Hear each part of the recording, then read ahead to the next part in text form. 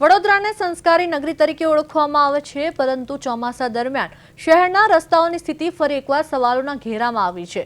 વડોદરા મહાનગરપાલિકા દ્વારા શહેરના વરસાદી ખાડાઓ પૂરવામાં આવ્યા હોવાનો દાવો કરવામાં આવ્યો હતો। જોકે અનેક વિસ્તારોમાં પેચવર્ક બાદ ફરી ખાડા પડતા કામગીરીની ગુણવત્તા સામે સવાલો ઉઠી રહ્યા છે।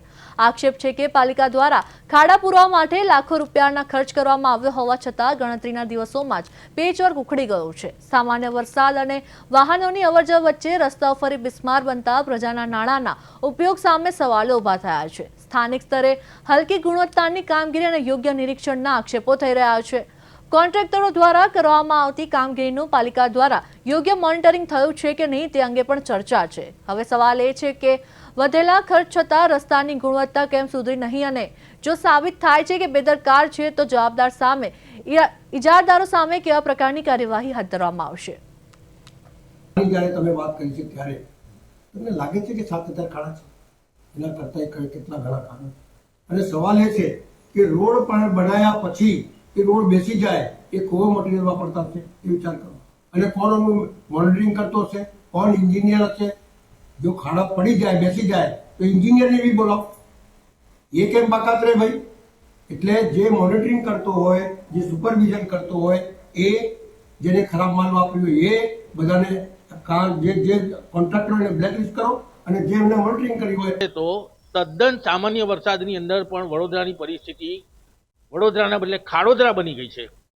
કરોડોના ખર્ચે પેચવર્કો થયા, આજ સુધીમાં હજુ પણ ખાડાઓની પરિસ્થિતિ યથાવત જ છે।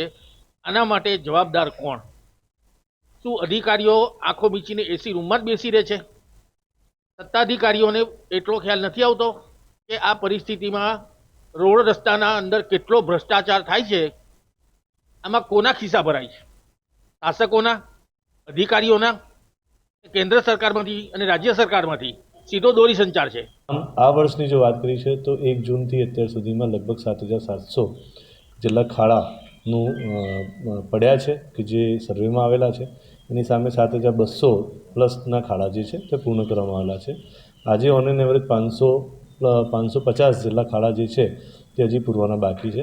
વડોદરા મહાનગરપાલિકાના પોતાના આટલા હોટમિક્સ પ્લાન્ટ દ્વારા 19 વોર્ડમાં પેચવર્ક માટેનું બિટ્યુમિન મટીરિયલ સપ્લાય કરવામાં આવે છે। સાથે સાથે જે પ્રાઇવેટ ઇજારદાર છે કે જેમને ARC ટેન્ડર્સ આપેલા છે તેઓ તરફથી પણ આ કામગીરી શરૂ કરવામાં આવેલી છે, એટલે ઝડપથી આ કામગીરી પૂર્ણ થાય અને જે નાના ખાડાઓથી જે સરફેસ ખરાબ છે તેના ઉપર લાંબા પેચ મારી અને એક પ્રોપર રાઇડિંગ સરફેસ મળે એ મુજબની કામગીરી